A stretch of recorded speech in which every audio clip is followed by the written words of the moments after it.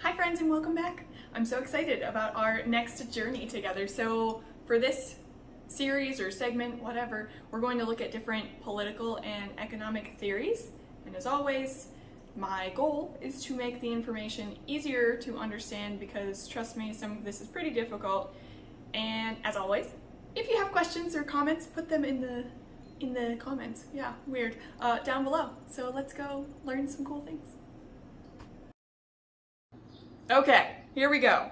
It's been a long time, friends, a long time. So I stole the name of this, or like the way I named this video from a TikTok content creator. The page is called the Ben Shapiro Musical. If you're on TikTok and you like anarchist content, definitely suggest following. I think they're great. So what is liberalism and why is it cringe? So I've been meaning to make this video for a while, and I actually went to a PSL, so the Party for Socialism and Liberation event, that was talking about this little pamphlet here a couple of weeks ago, and by the time I'm actually sitting down to make this video, that was a couple of months ago, but hey. And I got this cool little booklet, so it's called Combat Liberalism by Chairman Mao Zedong.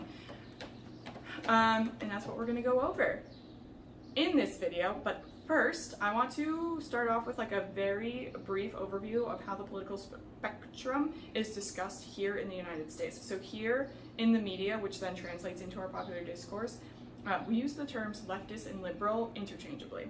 So we have two camps of political parties, liberals and conservatives, Democrats and Republicans. I know my political parties. But if we zoom out and take like a broader look at the plethora of potential political ideologies, this is an incredibly narrow view of the political world. So I remember when I was younger, I would be really irritated when people would say things like that, like both parties are the same. I was like, how in the world could you possibly believe something like that? So like it's very obvious, like this one party wants to control my body and what I do with it. So look at what's happening with Roe v. Wade.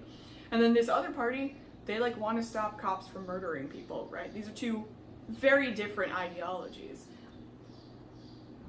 What's important to recognize, however, is that they're both maintained to uphold the current status quo, which is a capitalist status quo, which means a society ruled by the rich at the expense of the poor.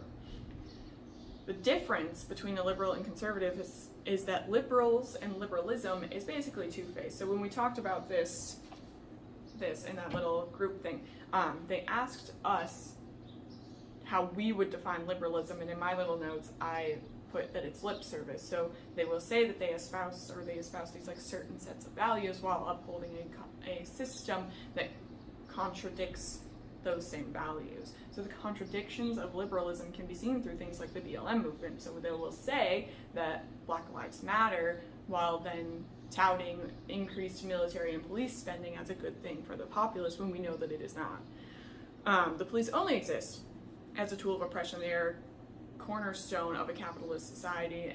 Their job, which they are very good at, is to protect private property. And there's a difference between private and personal property, which I've talked about in videos before and on other social media. Private property is going to be things like a business, a rental property, factory, things that are used to generate profit. Personal property is like everything in this apartment right now. The apartment itself, private property. The things in the apartment, personal property, my things. So another really good example is going to be climate inaction. So conservatives will tell you like flat out climate change isn't real, or that it's not anthropogenic, which just means that it's not caused by humans. So like this is cyclical.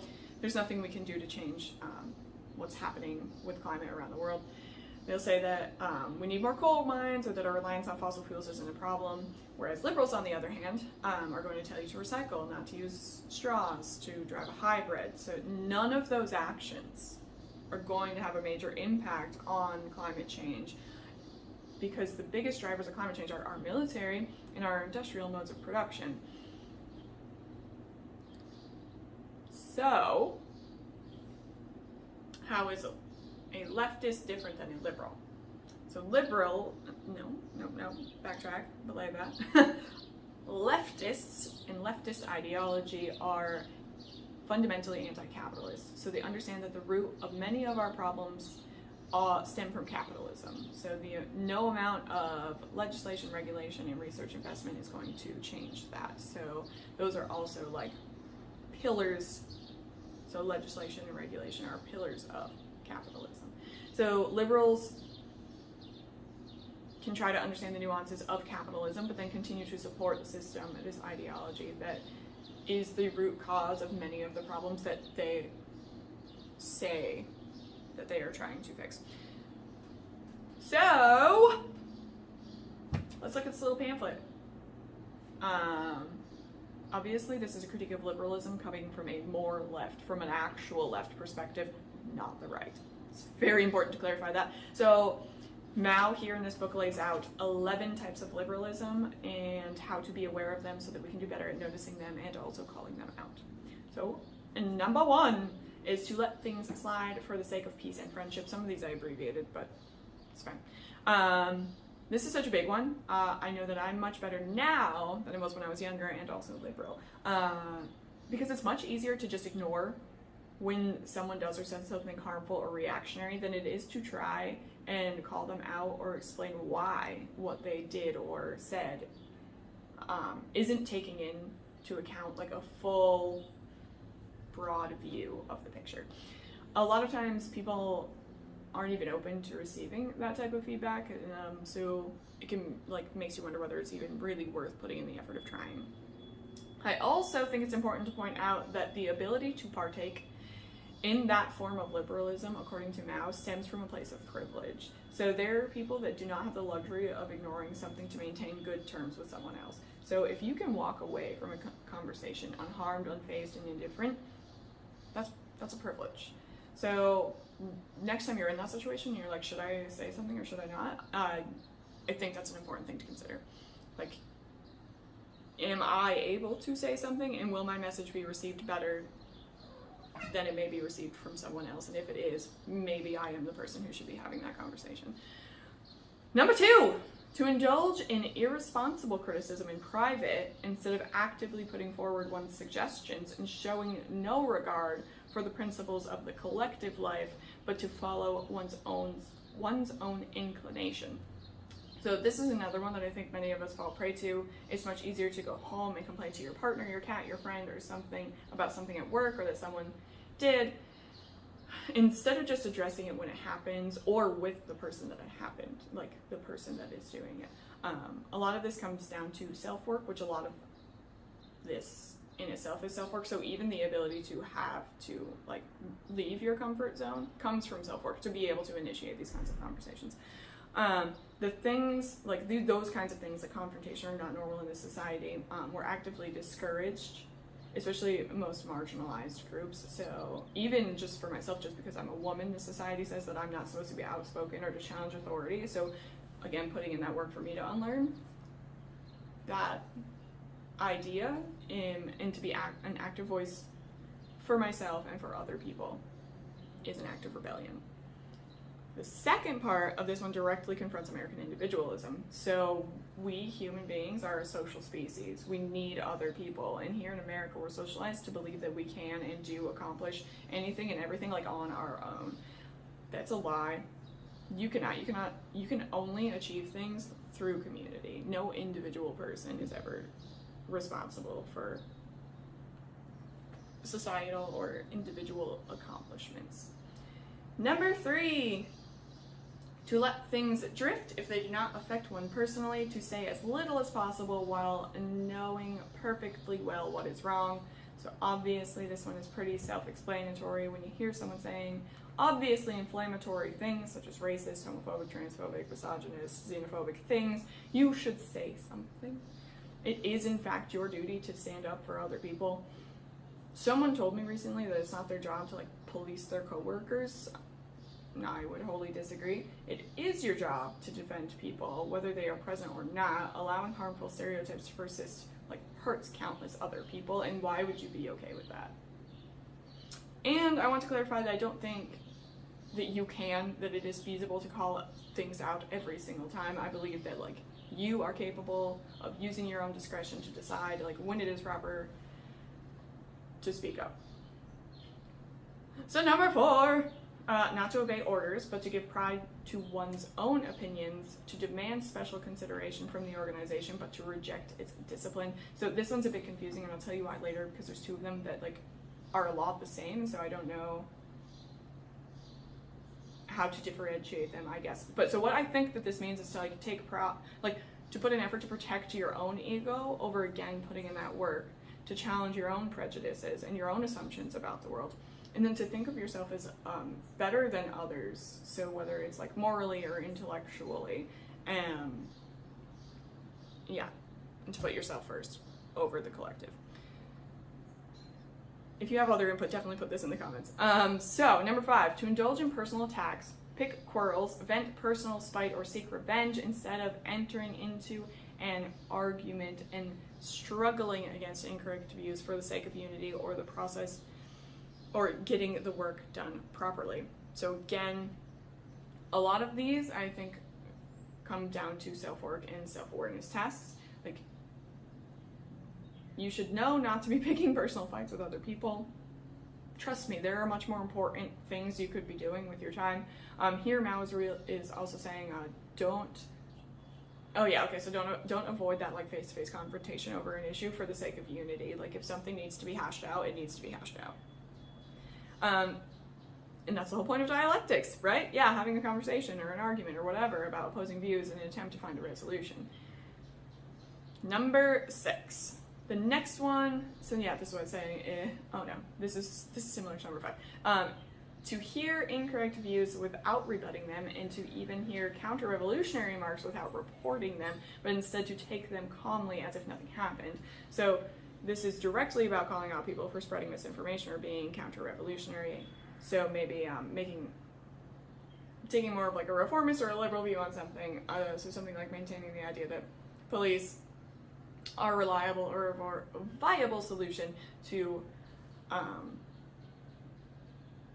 violence in our society. I think right now it is extremely prevalent in the media with the most recent mass shooting and cops that waited, like an hour, I think it was, before entering the school, even though they were there.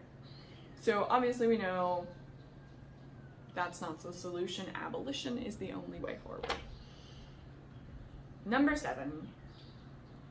This one is confusing because if anyone, and so if you have any other interpretations to add, definitely put it in the comments. So number 7 says, to be among the masses and to fail to conduct propaganda and agitation or speak at meetings or conduct investigations and inquiries among them, and instead to be indifferent to them and to show no concern for their well-being, forgetting that one is a communist and behaving as if one were an ordinary non-communist. So I think the main point is to be an open communist. So when we have the attention of people that could be receptive to the communistic worldview, definitely have the conversation with them and talk about like what communism actually is, because we know that the propaganda machine here in the US has, the majority of people do not know like the basic premise of communism. They just hear the word and knee-jerk reaction is, that's the bad thing. Number 8, to see someone harming the interests of the masses and yet not feel indignant or dissuade or stop them or reason with them, but allow them to continue. I love this one, because you are the working class, and if someone is harming a member of the working class, they are harming you. So when we let corporations or individual employers treat us like garbage and don't try to explain to our fellow people why or how this is wrong, we're doing ourselves a disservice.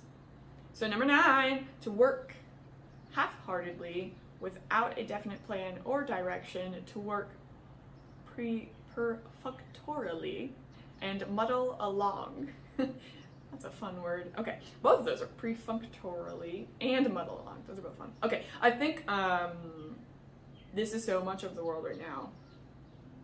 Like everywhere we're talking about how the world is just chaos. So it's definitely me personally as well. Hence the months in between videos here. It's going to be and probably always has been critical to have long-term like goals or plans, which of course should be adjusted as things change, but some larger mission to work towards versus like mindless wandering, which I'm currently doing in life, but I think working on that one myself personally. So again, this is a lot about self-work too. Number 10, We're getting there. Thanks for sticking with me.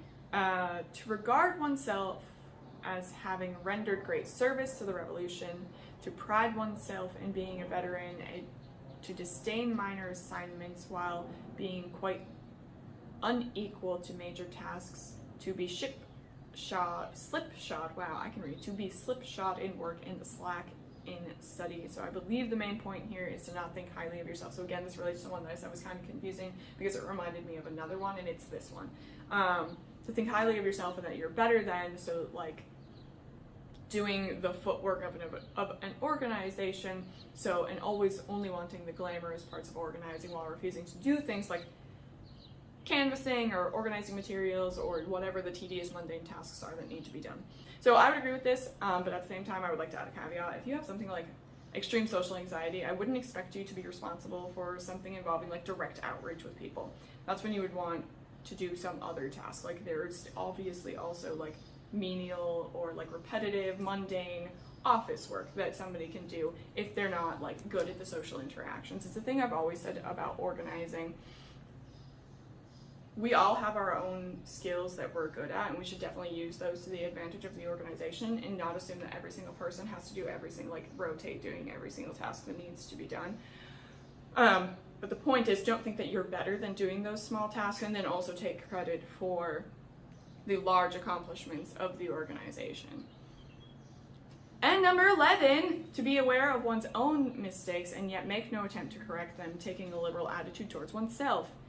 There we are, self-work. So to be aware or open to others telling you about areas for improvement. So when Mao says taking a liberal attitude towards oneself, this means things like not putting your personal well-being above that of the collective. So thinking that because you currently hold a decent position in society that the conditions of millions of others are justified. Not understanding that there are sacrifices that will need to be made in order to build a more equitable society. Even something as benign as our reliance on personal vehicles, so which is incomprehensibly unsustainable, and whether we consciously choose to move forward to better public transportation or we wait for the complete desolation of fossil fuels, people in the future will not have personal vehicles. It's an impossibility. Which is why, at this moment in history, communists should be actively advocating for improvements in public transportation, so that when that transition becomes imminent, those structures are able to accommodate everyone that will need to rely on them to get around. So in conclusion, liberalism is anti-revolutionary. It originated as a response to communism, a way to make communist ideas more palatable to the petty bourgeoisie, and have since been used by political parties like the Democrats here in the US to make the claim that they stand for the working class people when they know full well that they do not. So if you see me hating on liberals or liberalism on my social media, know that this is why. Liberals and liberalism miss the underlying divide here, the class divide. So liberalism is just as much used to protect the ruling class as conservatism is. The conflict between those two ideologies perpetuated by the media is just used to divide us. The working class, from coming together to recognize that neither of them support us because they are both fundamentally parties in service to capitalists. So that's a lot. Thanks for listening. Thanks for adoring my little precious fur baby here. Oh, she loves her little snuggles. I hope some of that was interesting. And definitely, as always, if you have questions or input, put them in the comments. It's really, really hard to take things that you have learned and internalized your entire life, to look at them critically and try to understand the world we live in, because it is so complex and we are bombarded with so much propaganda, especially here. So if you even watch this video, like, props to you. You did good. Go forth and do next things. No. Do good things. Until next time. Months from now when I get around to doing this again.